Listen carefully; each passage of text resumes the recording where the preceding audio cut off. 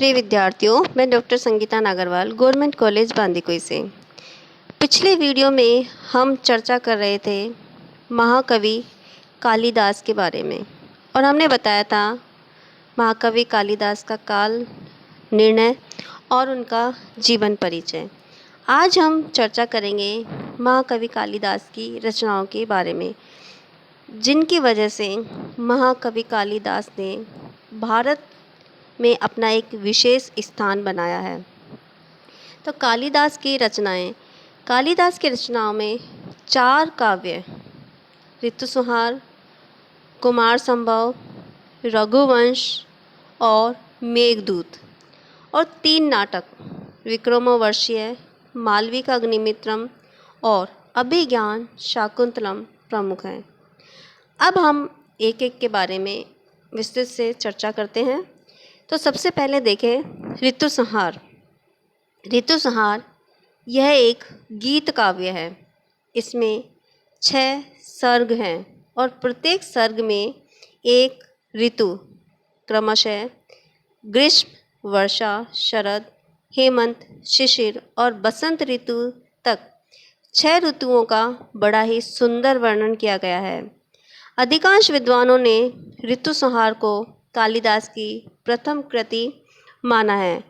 उनकी मान्यता है कि ऋतुसंहार में महाकवि की भावनाओं तथा भाषा का वह परिष्कृत और विकसित रूप नहीं मिलता जो उनकी अन्य रचनाओं में मिलता है।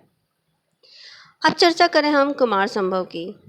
महाकवि कालिदास का यह एक उत्कृष्ट महाकाव्य है। इसमें 17 सर्ग हैं। कुमार संभव की कथा वस्तु का आधार शिव पुराण और विष्णु पुराण में वर्णित कथाएं हैं, किंतु कालिदास ने अपनी कल्पना के सम्मिश्रण से उन पौराणिक घटनाओं में जो नवीनता, सरलता और लालित्य उत्पन्न किया है, उससे यह काव्य मौलिक सा प्रतीत होता है। इसके प्रथम सर्ग में पर्वतराज हिमालय के सौंदर्य का हृदयग्राही वर्णन, दूसरे सर्ग में बसंत ऋतु एवं वन की अनुपम शोभा, तीसरे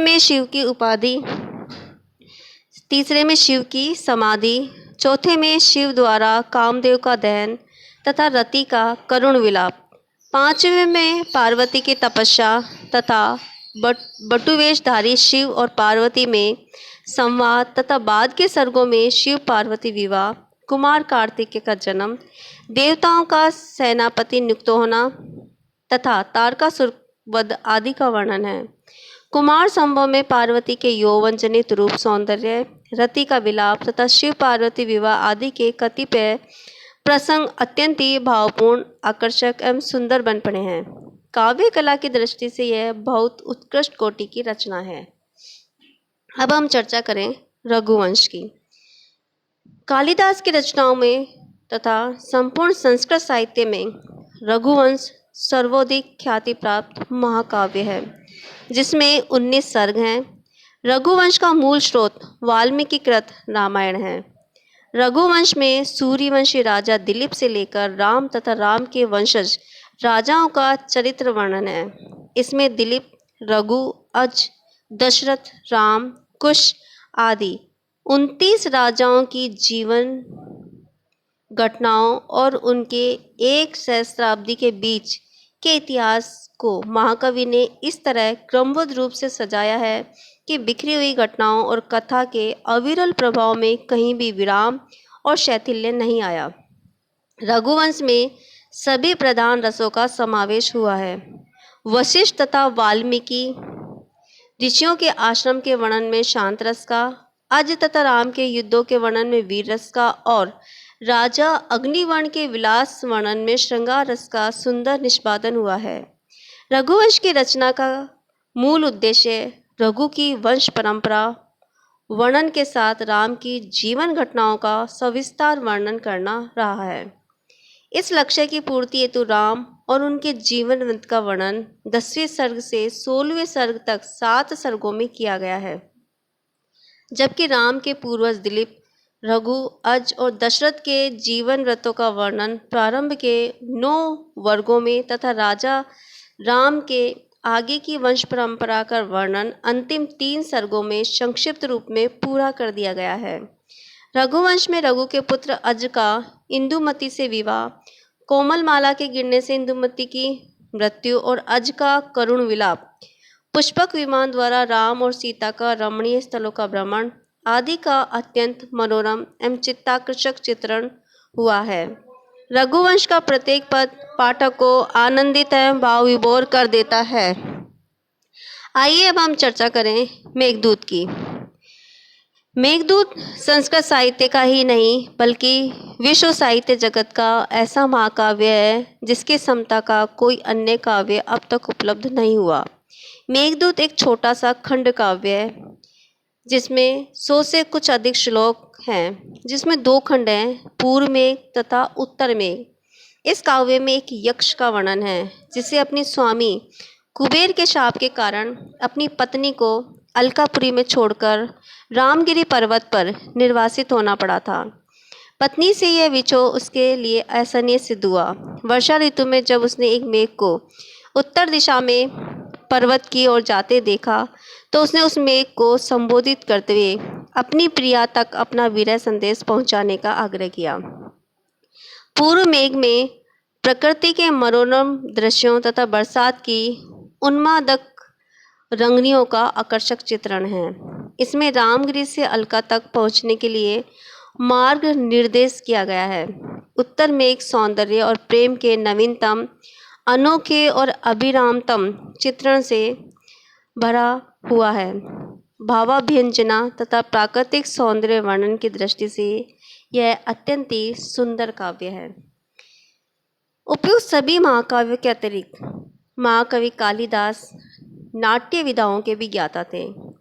उनके 3 नाटक प्रमुख हैं जिसमें विक्रमोर्वशीय, मालविकाग्निमित्रम और अभिज्ञान शाकुंतलम है। विक्रमोर्वशीय नाटक का मूल स्रोत ऋग्वेद, शतपथ ब्राह्मण तथा मत्स्य पुराण में वर्णित पुरूरवा और उर्वशी की प्रेम कथा है।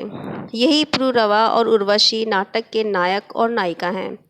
पुरूरवा का देवलोक की अप्सरा उर्वशी से प्रेम होना, निषिद्ध वन में जाने से उर्वशी का लता बन जाना, पुरूरवा का उसके वियोग में पागल होकर इधर उधर भटकना, संगमनीय मणि द्वारा उर्वशी का पुनः अपने असली रूप में प्रकट होना और अंत में दोनों का पुनर्मिलन होना आदि का बड़ा मार्मिक चित्रण इस नाटक में किया गया है। अब हम बात करें मालविका अग्निमित्रम की। यह एक ऐतिहासिक नाटक है।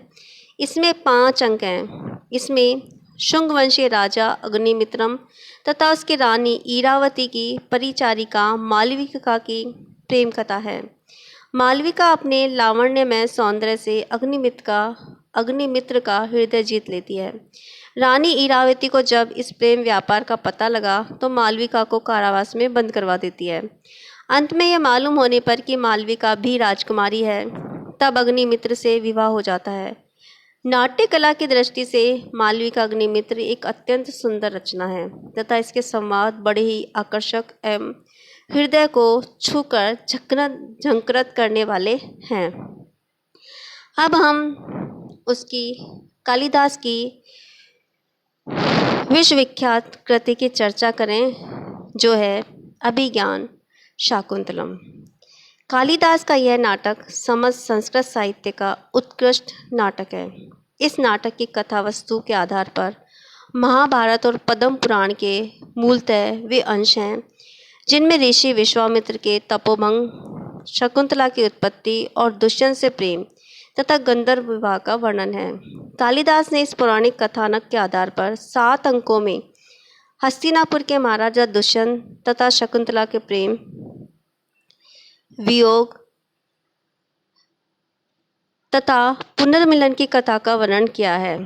प्रथम अंक में राजा दुष्यंत शकुंतला में एक दूसरे के प्रति अनुराग उत्पन्न होना, तीसरे अंक में दुष्यंत तथा शकुंतला का समागम और फिर गांधर्व विवाह होना, चतुर्थ अंक में ऋषि कैणव द्वारा शकुंतला को पतिगृह के लिए विदा करना, पंचम अंक में ऋषि दुर्वासा के शाप के कारण दुष्यंत का शकुंतला को न पहचानना तथा शकुंतला का अपनी माता मेनका के साथ मारीची ऋषि के आश्रम में रहना, छठे अंक में अंगूठी के मिलने पर दुष्यंत को शकुंतला की याद आना और दुखी होना। सातवें अंक में स्वर्ग से लौटते समय दुष्यंत का मारीची ऋषि के आश्रम में अपने पुत्र संवर्धमन यानी भरत तथा शकुंतला से मिलना आदि प्रसंगों का अत्यंत ही सुंदर चित्रण किया गया है। नाटक के संवाद रोचक और भाषा पात्रों के अनुरूप है। नाटक में श्रृंगार और करुणा रस का सुंदर निष्पादन हुआ है। शकुंतला के हृदय में दुष्यंत के प्रति प्रेम उत्पन्न होना, दोनों का मिलन और गांधर्व विवाह में श्रृंगार रस का सुंदर निष्पादन हुआ है। और ऋषि कैरणाओं द्वारा शकुंतला को पतिगृह के लिए विदा करने के अवसर पर करुण रस का निष्पादन हुआ है। पांचवें अंक में राजा दुष्यंत द्वारा अपमानित होकर रोती हुई शकुंतला के गमन का दृश्य भी बड़ा करुणाजनक है। इस नाटक के संबंध में तो प्राय कहा जाता है कि जिसने इस नाटक को नहीं पढ़ा उसने कुछ नहीं पढ़ा। निसंदेह महाकवि कालिदास की साहित्यिक विरासत अमूल्य और महान है। यही कारण है कि कालिदास की गणना विश्व के महान और श्रेष्ठ कवियों में की जाती है तथा उनकी तुलना अंग्रेजी के प्रसिद्ध नाटककार शेक्सपियर से की जाती है।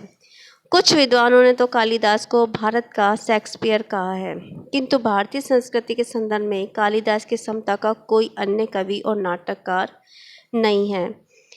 तो ये थी कालिदास की प्रमुख रचनाएं। अगले वीडियो में हम चर्चा करेंगे कालिदास की साहित्य की विशेषताओं के बारे में। तब तक के लिए नमस्कार, धन्यवाद।